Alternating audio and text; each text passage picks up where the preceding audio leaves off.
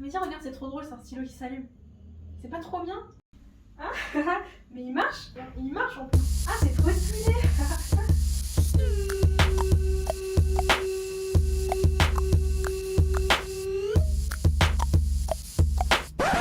Oh mon dieu, mais c'est qui cette meuf? Bah c'est Salima, la voisine du dessous. Elle est devenue milliardaire sur Fiverr. Fiverr? C'est quoi ça? Ah, tu connais pas? Bah ça tombe bien, parce qu'aujourd'hui, dans cette nouvelle vidéo, je vais vous parler de mon expérience sur Fiverr. Alors avant de commencer, qu'est-ce que c'est Fiverr? Alors Fiverr, c'est une plateforme qui permet à n'importe quelle personne qui a un service à proposer dans n'importe quelle industrie de le poster directement sur ce site. Bon, c'est une plateforme majoritairement anglophone, mais maintenant que le réseau est quand même assez large, vous trouverez vraiment des personnes de tous les pays différents, que ce soit en termes de freelance ou de clients. Donc si vous avez un minimum de connaissances en anglais, il sera très simple pour vous de commencer à poster vos services. Moi, j'ai commencé à vendre sur Fiverr en 2018. J'avais décidé de faire ça parce que je venais tout juste de finir mes études et je voulais trouver un moyen de gagner un peu d'argent sur le côté. Et du coup, ce que j'avais vu à l'époque, c'est que le service le plus populaire, c'était de vendre des logos. Donc, c'est ce que je me suis décidée à faire, même si de base, j'étais pas experte, loin de là. J'avais eu quelques cours de design pendant mes études, mais concrètement, tout ce que je savais faire, c'était ouvrir Illustrator, écrire un texte, changer la police, la taille, la couleur, et c'est tout, quoi. Vraiment, c'était rien de trop poussé. Mais au vu de ce qu'il y avait déjà sur Fiverr, je me suis dit que c'était quand même assez simple à proposer. J'ai donc créé deux gigs. Gigs, c'est le mot utilisé par Fiverr pour décrire un service. Et j'en ai créé deux différents parce que pour moi, c'était un peu ça la stratégie, d'essayer de voir qu'est-ce qui marcherait le mieux. Donc le premier, c'était plutôt des logos minimalistes qui nécessitaient un peu moins d'efforts. Et le deuxième, c'était des logos modernes avec plus de style, plus de couleurs. Ensuite, pour les créer, je me suis vraiment inspirée de la concurrence. J'ai rien inventé, donc en termes de titre, de description, de prix, toutes ces choses-là, c'était quand même très similaire, même si je les ai mis un peu à ma sauce pour essayer de me différencier. La seule chose qui était différente, c'est que mes prix étaient plus bas pour deux raisons. La première, c'est juste que j'étais débutante, donc ça me faisait bizarre de proposer un prix aussi cher que d'autres concurrents qui étaient là déjà depuis plus longtemps et qui avaient plus d'expérience. Et la deuxième raison, c'est que je voulais attirer des gens sur mon profil, donc je me suis dit que le prix, ce serait la manière de les attirer. Donc j'ai créé ces services-là en décembre 2017 et la première commande que j'ai reçue a été en janvier 2018. Donc ça a pris un mois au total pour avoir des clients de manière complètement organique. Donc j'ai jamais fait la promotion de ces services-là, j'en ai parlé à personne autour de moi, donc vraiment c'était l'algorithme de Fiverr qui a fait ces choses tout naturellement. Après là, il faut se rappeler que c'était en 2018, donc ça fait déjà 3 ans. Aujourd'hui, je pense que particulièrement sur la niche des logos ou du marketing, ça sera quand même un peu plus compliqué de trouver des clients de manière organique parce qu'il y a beaucoup plus de monde, donc c'est très saturé. Après, je pense que c'est pas impossible, il faut juste bien faire les choses, être très stratégique avec les mots-clés qu'on utilise, mais aussi peut-être créer des services dans des niches qui sont un peu moins saturées. La partie qui intéresse tout le monde, je pense, c'est de savoir combien j'ai généré exactement sur Fiverr. Du coup là, j'ai mon dashboard devant les yeux et je vais faire un peu tout ce détail là. Alors en tout sur Fiverr, j'ai généré 656 € avec 21 commandes sur 7 mois. Et plus d'un tiers de ce montant-là a été réalisé en janvier avec 237,59 €.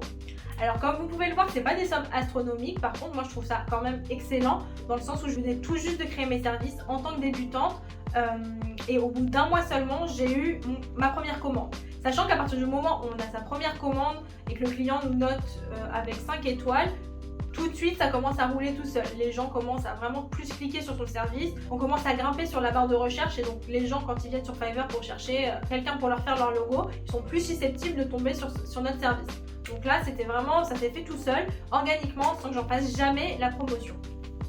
Donc ce que vous pouvez voir aussi, c'est que ça ne fait que baisser à partir du mois de janvier jusqu'au mois d'août où je me suis complètement arrêtée. La raison pour laquelle ça baisse et que ça ne monte pas, c'est simplement parce que moi, à la fin du mois de janvier, je me suis rendu compte que c'était pas du tout pour moi. C'était bien le temps que ça a duré, mais concrètement, je voulais arrêter. Du coup, à partir de février, je mettais beaucoup mes services en pause. Et ce qui fait que Fiverr n'aime pas trop ça. Il commence à nous pénaliser, on commence à baisser un peu dans le moteur de recherche.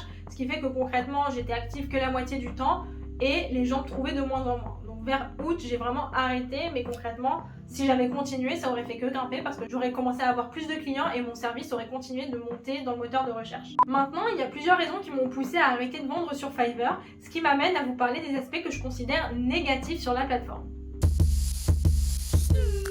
Pour espérer pouvoir vendre sur Fiverr, il faut vraiment avoir des tarifs qui sont très compétitifs. Je parle vraiment de sommes du style 5 € pour un logo, 10 €, max 15 € quand on est vraiment l'élite du site. Mais concrètement, c'est vraiment rien du tout. Donc pour une personne comme moi qui n'est pas particulièrement créative, qui n'est pas non plus designer professionnel, ça demande énormément de boulot pour un logo. Donc imaginez essayer de vivre de ça. Je devrais vraiment être en mesure de pouvoir pondre genre 40 logos par mois, ce qui me permet même pas de m'acheter genre 20 grecs pour pouvoir vivre de ça. Donc c'est pas une vie particulièrement intéressante. En plus des tarifs ultra bas, on est en compétition avec des milliers de personnes qui offrent exactement le même service que nous et qui eux pour le coup peuvent se permettre de donner des tarifs bas parce qu'ils vivent dans des continents complètement différents. Donc quelqu'un qui est basé aux Philippines par exemple pourra complètement proposer un logo à 5 € ou un tarif moindre que le vôtre parce que cette personne c'est complètement logique d'avoir ce genre de tarif là pour le coût de leur vie. Par contre moi en France 5 € un logo ça me permet pas de vivre, c'est complètement obscène. Ensuite, qui dit service dit client, et honnêtement, je blague pas quand je vous dis que vous allez tomber sur des clients qui sont tellement relous qui vont vous faire regretter d'avoir commencé à vendre sur Fiverr. Parce que vraiment, il y a des gens par exemple qui vont vous prendre votre service le plus bas, donc vont prendre le package à 10 €. Et ensuite, quand vous allez commencer à travailler, ils vont commencer à vous demander des choses en extra qui étaient censées être payées plus cher, mais juste parce qu'ils sont grave radins, ils n'ont pas pris le package premium. Et ça, vraiment, vous allez trouver tout le temps. Donc, il faut vraiment apprendre à bien gérer. Et avec le temps, vous allez même commencer à identifier ces clients-là, à vous rendre compte quand ils vous parlent au début, avant même qu'ils achètent les services, si ces personnes vont vraiment essayer de vous carotter ou pas. Ensuite, le dernier point que je considère comme étant négatif, c'est que vu que je vendais un service créatif, c'était vraiment une question de goût et de couleur. Voilà, donc il y a des gens qui cliquaient sur mon service et concrètement, ils voulaient des choses qui étaient pas ouf, quoi, que moi je considérais pas super belles. Non mais les goûts et les couleurs, ça se discute pas. Oui, mais bon, très clairement, il y a des moments où j'ai vraiment dû ravaler ma fierté 5 minutes pour faire un truc que je considérais comme étant moche, juste pour gagner un peu de sous. Et à la fin, j'ai grave regretté parce que ce que je savais pas encore, c'est que quand on finit un service avec un client, le logo qu'on a créé pour cette personne-là se met automatiquement dans le portfolio Fiverr. Donc à la suite de mes services, entre mes beaux logos que j'ai faits, il y a des trucs qui sont ultra laids et que je regrette encore à ce jour. Mais bon, ça c'était pour les aspects négatifs. Bien sûr qu'il y a plein de positifs sur Fiverr. Ce que j'aime bien sur Fiverr, c'est que la barrière à l'entrée est très basse. Ça veut dire que vous pouvez créer des services dans n'importe quelle industrie. J'en ai trouvé vraiment pour tous les goûts, que ce soit ce geek-là ou ce geek-là qui sont vraiment mais complètement perchés. Et pourtant, il y a des gens qui les achètent. Donc vraiment, il y en a pour tous les goûts, pour tout le monde. Et ça permet vraiment de trouver le service qui nous correspond. Ce que j'aime bien aussi sur Fiverr, c'est qu'à la fin de la journée, on fixe notre propre prix. Donc bien sûr, on va être en compétition avec d'autres personnes. Mais en vrai, si vous êtes une personne qui a des vraies compétences, des vrais skills, vous êtes un professionnel dans ce que vous faites, quand vous allez mettre des tarifs qui sont un peu plus chers, vous allez bien trouver des clients qui recherchent de la qualité et qui seront prêts à mettre le prix. Ensuite, ce qui peut être bien, c'est de se créer un profil sur Fiverr Pro qui est vraiment dédié aux professionnels des deux côtés, tant des freelances que des clients. Et dans ce cas-là, vous pouvez être sûr d'être mieux payé et de ne pas trop vous arracher les jeux sur des tarifs du style 5 € qui sont vraiment risibles.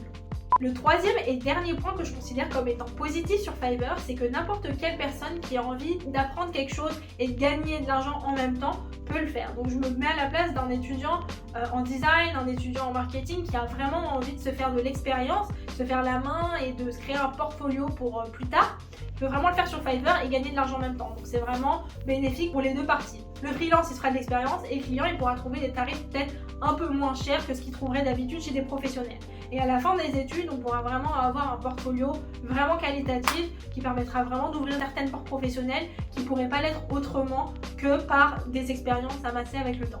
Voilà, c'est tout pour cette vidéo. Je vous remercie d'avoir regardé jusqu'à la fin. Et pour les 3 personnes qui sont restées là, j'aimerais bien avoir votre avis sur une idée de vidéo. Je me dis que ce serait peut-être sympa de recréer un profil sur Fiverr depuis zéro pour voir si c'est encore faisable de gagner de l'argent sur cette plateforme en 2021. Dites-moi ce que vous en pensez et d'ici là, je vous dis à la semaine prochaine.